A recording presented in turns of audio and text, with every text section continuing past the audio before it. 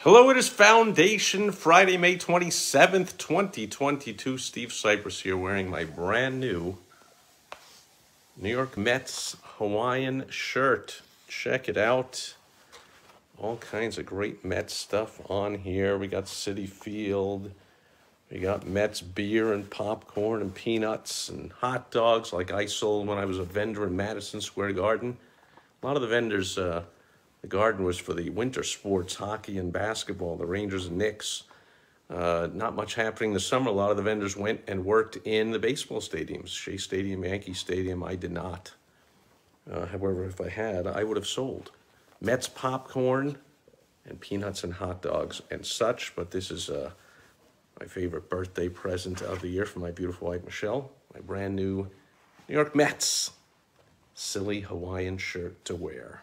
You'll be seeing it again in about a month because I have about 30 ridiculous Hawaiian shirts and I wear a different one every day. Anyway, let's get right to it. It's another in our multi-part series on the fantastic foundational book, The Magic of Thinking Big by Dr. David J. Schwartz.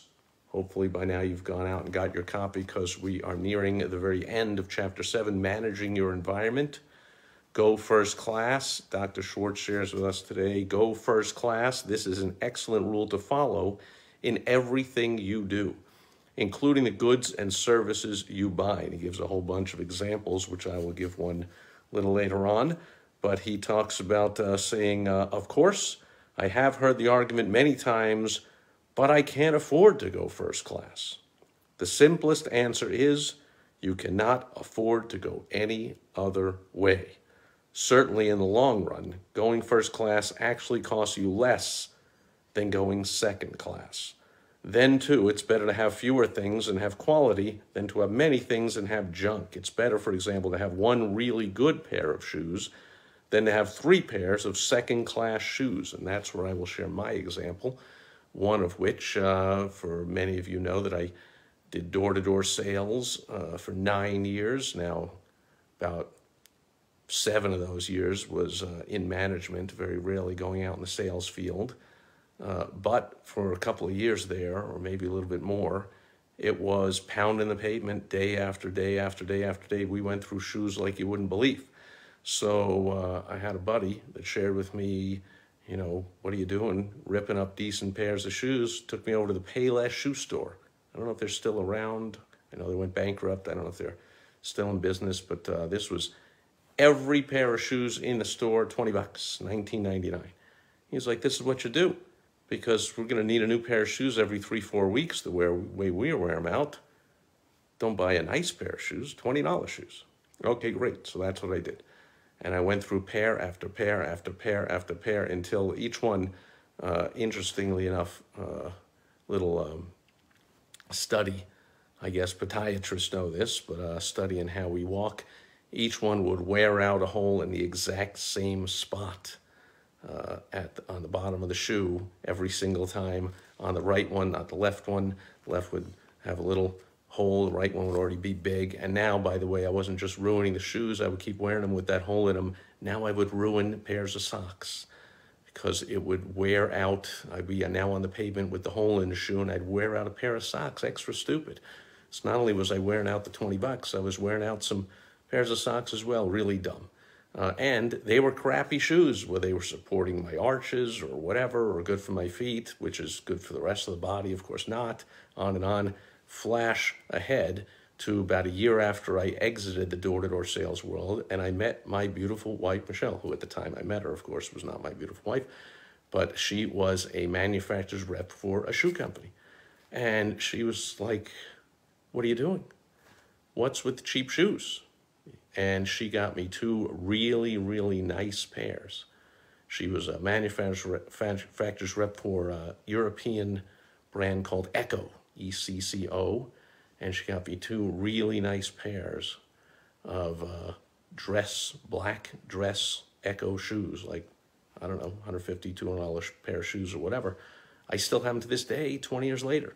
Now, we have resold them a couple of times, and that's the secret she shared with me. Buy quality shoes, just like Dr. Schwartz is teaching us today in The Magic of Thinking Big, and have them resold for whatever it was, 10 bucks or something, when you wear out the soles, which will take longer to wear these out than the crummy soles on the crummy shoes. And they're $100 or $200 shoes, I don't remember, but they're really good for your feet. So now you'll have more energy as you walk around. If I was still doing door-to-door sales, your posture would be better, your back would be better, your feet, your legs, your whole circulation, I don't know what. She went on and on. Of course, she's an expert. I call her the shoe lady. She's an expert in shoes, and that taught me the lesson. Too late to put it into action for my door-to-door sales days, but man, the $20 cheap shoes are much more expensive in the long run than these couple of pairs of $100 or $200 shoes that have lasted me 20 years. And now that I'm in beautiful, way too hot and way too sunny southern Arizona, I can't remember the last time I wore a pair of shoes. I almost never wear them. These will undoubtedly last me the rest of my life. 2 pairs of shoes. Would have been 1 if she only got me 1. Would last me my entire life. Resoling them if needed every now and then. Really nice, healthy pair of shoes. So that's the lesson being learned here from Dr. David J. Schwartz in The Magic of Thinking Big at the end of chapter 7. Go first class. To repeat, to have 1 really good pair of shoes is better than to have 3 pairs of second-class shoes. People rate you for quality, often subconsciously perhaps. Develop an instinct for quality, it pays, and costs no more, often costs less, like in the example I gave of shoes, than second class. We will finish up with a recap of chapter 7, and then we'll move into chapter 8 in the fantastic foundational book, The Magic of Thinking Big, by Dr. David J. Schwartz, next Foundation Friday. Rob Hunt is here. Rob Hunt, who did my original interview, leading to my 9 years in the world of door-to-door sales. Way to go, Rob. Great seeing you here. And Brett Olaya is here.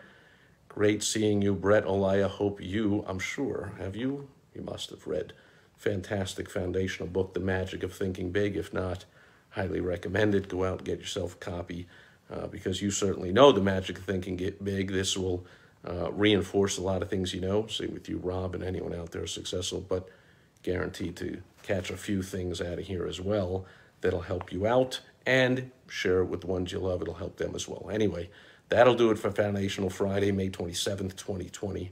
Hopefully we're going to have a fantastic, if you're here in the U.S., a holiday weekend. Hopefully you remember what the weekend's all about. Memorial Day, remembering our fallen soldiers who so bravely fought to defend us and defend what, at least for the time being, we still have at least some freedom left before people willingly give it all away.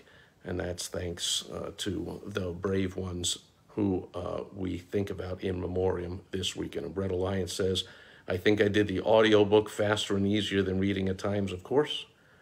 Whatever, video, audio, reading, whatever you like, go ahead.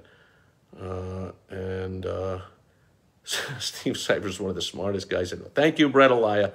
And thanks to everyone else out there who's here live or watching on the replay. Have a fantastic weekend. I'll catch you back here tomorrow on Social Media Saturday.